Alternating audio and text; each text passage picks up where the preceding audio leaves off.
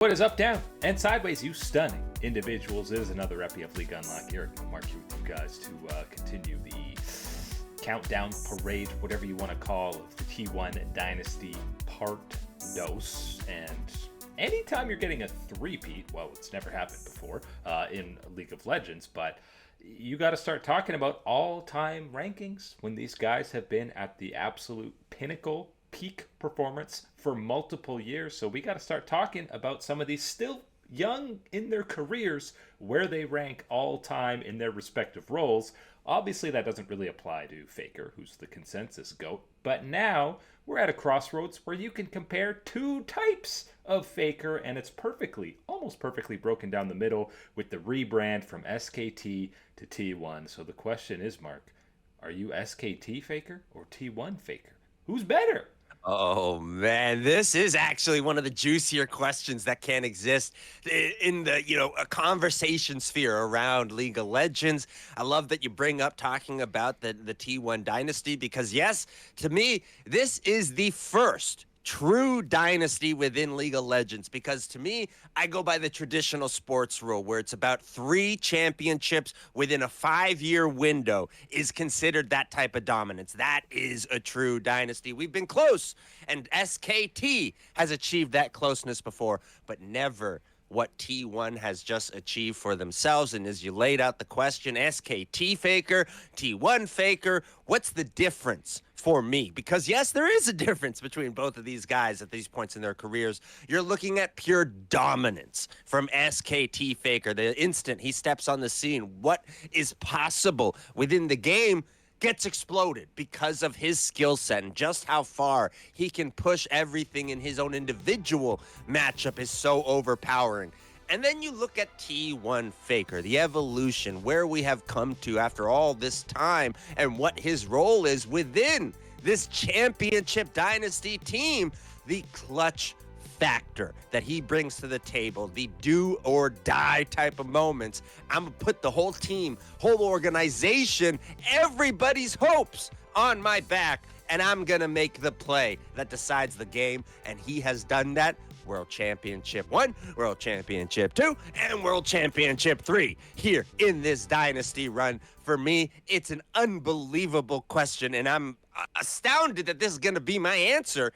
I'm taking T1 Faker. I'm taking the clutch factor. I'm taking this wins and this dynasty over what was the most blitzing start to a career that we have, and I think we'll ever see in League of Legends. And, it's just it's obviously what you value in a player, because you see the wisdom, veteran leadership that Faker in the T1 era has come to, playing with so many young players. And listen, there were years where this core, they were green. They had no international experience. They had no finals experience. And Faker was the only guy with that level of comfort. I think you've seen him be more confident in his teammates in the T1 era than the SKT one, where he did sometimes have to go, you know what, get in the backpack, boys. I'll pop off and carry this. There were obviously world-class best in their role players during SKT. And then if you're looking at what you're valuing hardware-wise, it's stacked. Both sides here, 3 worlds on opposite sides. The earlier years, bulk of the LCK titles, all the MSI titles, even though they've had a bunch of top 3 MSIs in the T1 era. But yeah, it's been a very different Faker when you look at these highlights. Maybe he was cranked to 10 all the time on SKT, and he, pulls back on that on T1, but he can crank it to 13 when they need him in the clutch moments. And SKT, they were the perennial powerhouse heading into every event because they were winning anything and everything. T1 comes in and you're going, I don't know about them this Worlds, I'm not so sure. And here we are again talking about them as world champs. I think one of the angles I can accept, if you want to take the SKT route and go with SKT Faker as the choice, I think you go off of just the, what type of, what this scenario was, right? What the environment was for everybody else dealing with how dominant Faker was in comparison to where he is now, where we have Chovy, you've got BDD, you've got Showmaker, you've got Knight in the LPL. You've got all these challengers to be that ultimate prime in the mid lane. You've got 200 years, now approaching 300. Well, Zaheen feels like 3,000 years of Riot champion design entering the game. It's a lot to keep on top of. And so I think when you're looking at it, you can find a Faker that played so fearless because of no scars in the past, right? That unblemished record that SKT had.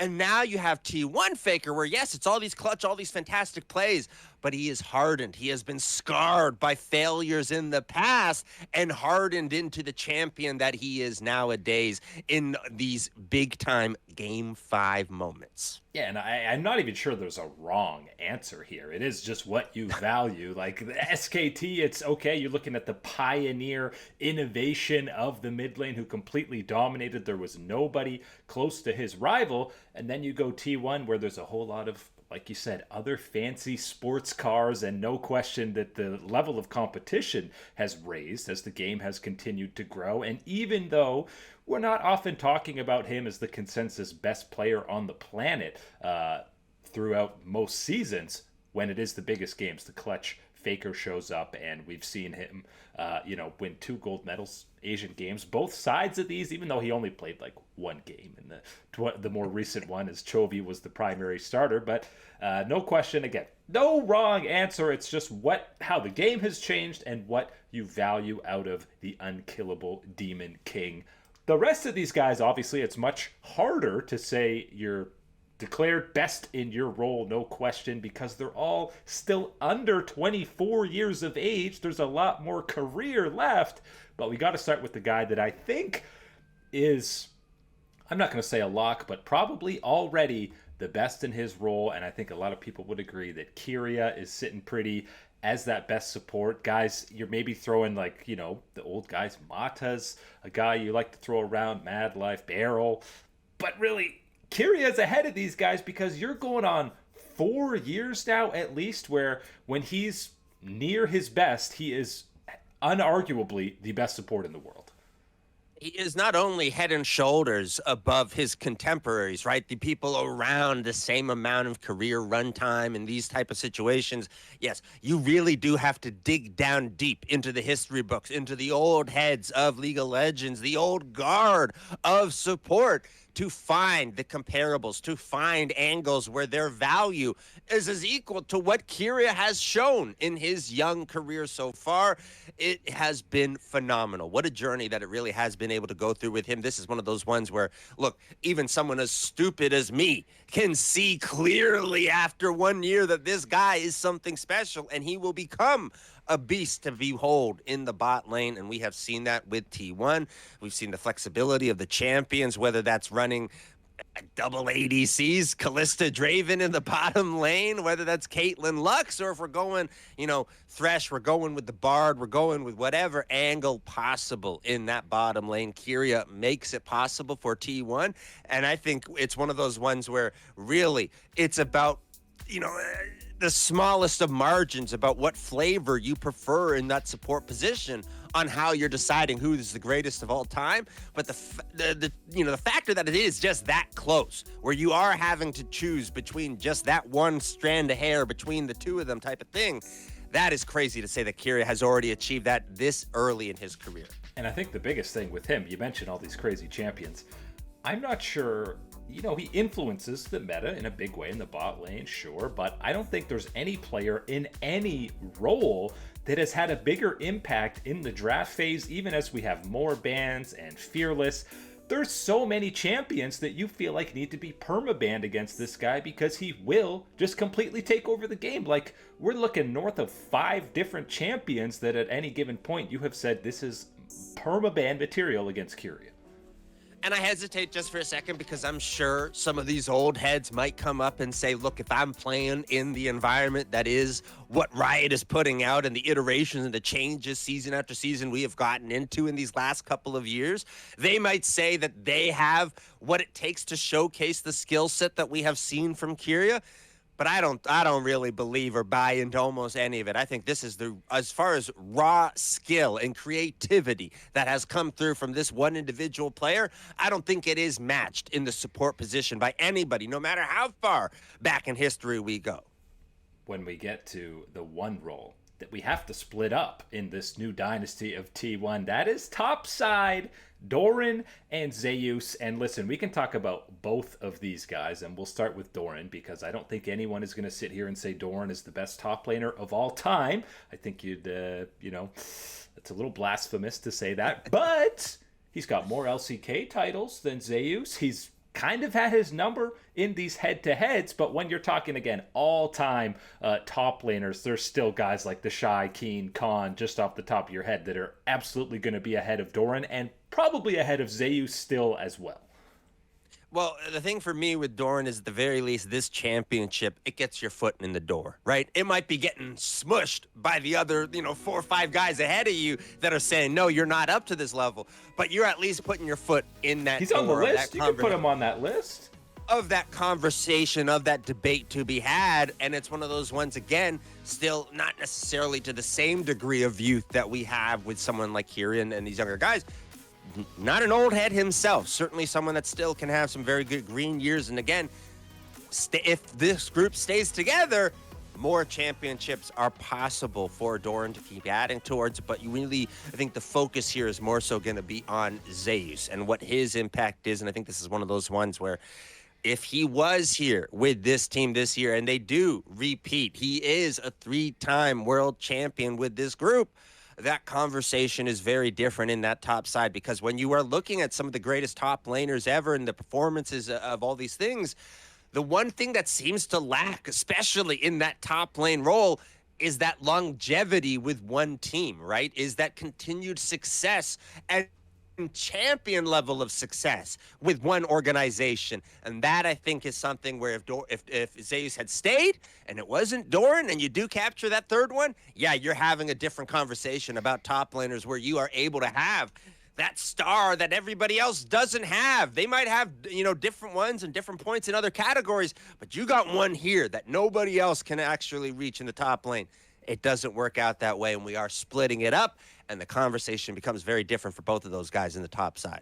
And I will say there are points for Zeus for not being on T1, and there were moments on Hanwha, they win first stand, they dominate that first split, where even outside of the T1 organization, he's still looking like the best top laner of all time. And top feels like even the guys at their absolute peak, you can talk to Shy, Smeb, Khan, it is a kind of short window, maybe 3-4 years at most, where they were at that dominant peak. And that's the number we're at with Zeus right now, where it's been 4 years. He's got still 2 world championships, which is more than most other top laners not on T1 or SKT. And again, 21 years old. If Zeus isn't the GOAT top laner right now, there's maybe 1 or 2 guys ahead of him, and he's coming for it.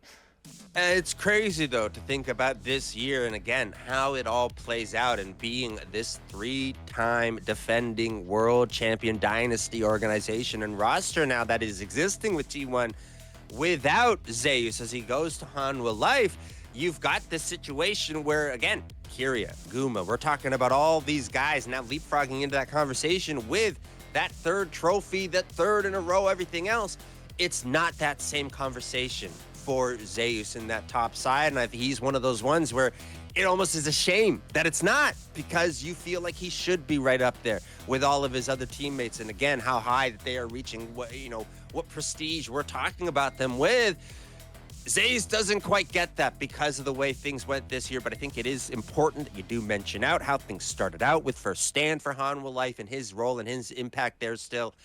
It's one of those ones where I fear that the window to have had that extra trophy, that extra sauce to solidify yourself as the best and only the best top laner in the world might have been missed here with this for Zeus. Until if he wins a Worlds not on T1, I think that's the check mark that Zeus is in that top spot. And again, it's a classic top lane thing to be, up and down, volatile a little bit. You int one game, you 1v9 the next. But there's been less of that as Zeus is still, again, 21 years old, incredibly young career has gone on. So I think there's no question he will end the greatest top laner of all time. It's just a matter of how quickly will he get there, because he's already pretty damn close.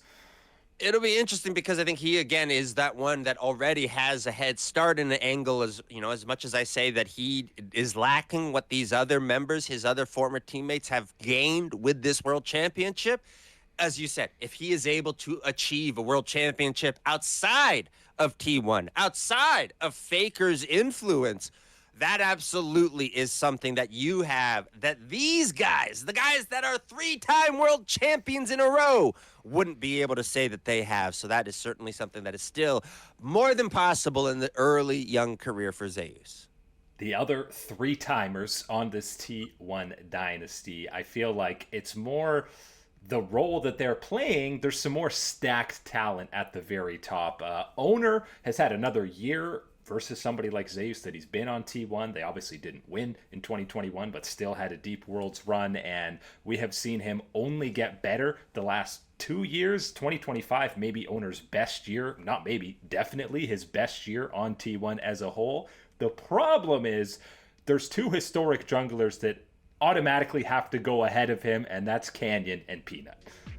It's a hard task for Mr. Oner, but I think frankly, if he played the last 2 years the way that he played this year, maybe we are really starting to have to look down at that conversation. But you're right. I think right now it's still one of those ones where that cliff, it still is a looking up type of situation for Mr. Oner, and talking about that hierarchy of the jungle. But that he is in that conversation again, and he is edging further and further, to make that gap as small as possible between those two that we talked about ahead of him.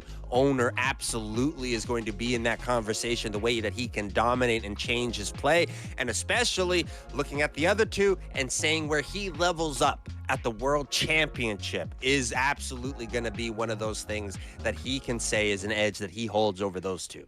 And again, it still feels like all these guys are, new to the scene, young rookies coming in, but now because they go so deep in all these tournaments, you look at games played and again, the new formatting that we've had over the last couple of years, and they're playing as many games as some of these older guys, all-time junglers. You can talk about Clear Love, even a guy like Tien, Score getting thrown into these, and Oner's played more or equal games to these guys and on even higher stages because they've been to so many world championships. And I want to give a little bit of extra props to Oner for holding down the T1 jungle position, because we all know more than anything, you're going to get a lot of criticism if anything goes sideways. And yes, things have gone sideways at times for Oner and for T1, but more than ever, he seems to find a way to shift right back into center, right back into the middle of the highway, and keep driving to the destination of a world championship for T1. And he's been far and away the most stable jungler since Bengi, going back to the early eras, because after Bengi, it was a carousel. You had Blank, Peanut come in 2018. I don't even want to list them all, but Wolf was subbing in for the jungle for some of those, so that's a disaster. Clid, Cuz, Elam, there was so many carousels of these junglers, and then once that starting position was firmly Oner's, haven't looked back in the slightest. Yeah, and that stability that is, again, a premium for a position like the jungler that you have. That's absolutely one of the big benefits that Oner has provided for this T1 lineup. And a lot of times, again, I want to bring up when you're talking about the creativity that we have seen come through in this T1 dynasty era and the way that they have been able to push the play and wow us, a large part of that, all 4 guys are saying it's Oner. Oner is really that go button, that key that unlocks the creativity, the imagination for these other 4 players. So I want to make sure that he is getting an extra cookie, an extra credit for that going on with this T1 dynasty. He's definitely the X factor, but maybe the future face of the squad when Faker eventually hangs it up when he's 55 years old, is Gumayusi in that bot lane. And much like Oner, like the top of the AD carry pedestal summit, you can't put Guma ahead of somebody like Ruler or Uzi yet. But again, that might be it. Even guys like Jackie Love, Viper, Deft, Guma's in the conversation at least to be on a comparable and maybe higher level than them. And frankly, I think it's a closer conversation than even Oner is to guys like Peanut and Canyon, which isn't, again, all that far away now with this third world championship added to the resume. Specifically for Guma, though, this one hits a little bit different in the same way that, obviously the way that Oner stepped up, his consistency and his role for the team this year and everything else, that's a factor. But when you're looking at Guma and everything he went through this year of being benched for Smash coming in, he's out of form, seems to be the statement that they made at the time, all sorts of things. Having to get Joe Marsh to step in and personally get him into the lineup against the coach's wishes. Well, yeah, I think that worked out pretty good for T1. The way that Guma is able to play, this is the guy that, yes, as you said it, could possibly be the face of the franchise moving forward after whatever Faker at the age of 74, 75, 76, I don't know how many years I can extend it, retires.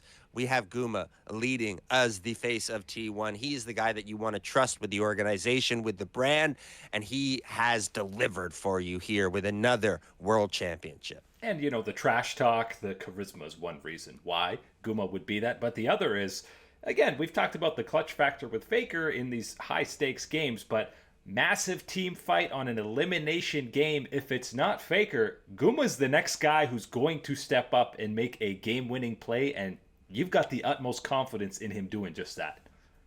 You talked about, some of the other guys that you might throw ahead of him in the conversation for best ADC. Uzi, that's a Hall of Legends career that we are talking about there. Ruler of future Hall of Legends career that we're talking about there. So yes, it is that type of level. But what you saw from Gumayusi to be at that level for T1, this world championship around that difference maker, that raw skill in that bot lane, and as that carry, I don't think it's really matched right now. Guma is absolutely putting himself on that path to become the greatest ADC of all time. I think it is just an inevitability. There are other ones, maybe you can have a little bit of lingering doubt. You can say, what if things don't work out or whatever? Guma, to me, what he has already laid out and what I am assured is possible with his skill set and his personality, he will become the greatest ADC of all time. And Uzi handed him a finals MVP. Seems like a poetic way to kind of head even further down that path. But that is it today for League Unlock. Eric and Mark here with you, beauties. Thanks for hanging out.